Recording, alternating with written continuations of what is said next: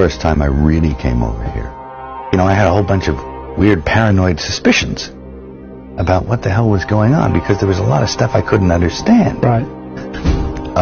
And nobody was really bothering to explain it to me. They don't. And I formed a bunch of opinions about the town and about the people in it that were like, surely that couldn't be.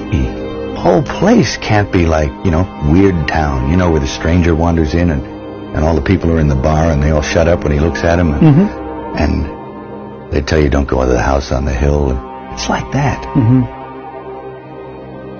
And then you go away and you think, no, I was wrong. I mean, that's insane thinking. I'm paranoid. I imagined that stuff. That couldn't be the reason for why so-and-so was acting like, could it? And then you find out later on the track that you are exactly on track with a lot of this stuff, that some of your worst nightmares were real at the time. And you think, a place like this can humiliate you.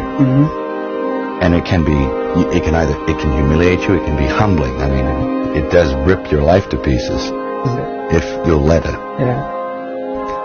And it's always pounding at the walls. These little guys, these little heathens with no soul downstairs with horns on their head. You can't get mad. You can't let it get you, because you have to make a deal with everyone else, and it's almost unspoken that you are going to be fucked over at some point by people who you may have done something nice for. And it may happen that by circumstance, or even very purposefully, and I've often felt it. I've sat there and I have felt the knife slip firmly in between my shoulder blades and tried to have it shoved through the other side through my heart. No, he came to see me on a rooftop in New York. I said, hey, can I talk to you? And he said, sure. He floated in, sideways, through a crowd of people. He was wearing black. And it was like one of those old vampire movies where they don't walk, but they glide. The air had turned cold. And then he left, and I wanted to leave. And because I knew that I didn't want to work with him. And he was getting scary. And then I turned around, and it was on top of the Peninsula Hotel. I turned around to avoid his steady gaze at one point.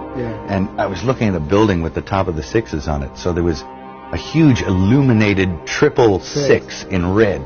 And I went from that to that to that, and he started smiling. And I thought, oh no, Chris Walken is the Antichrist, you know?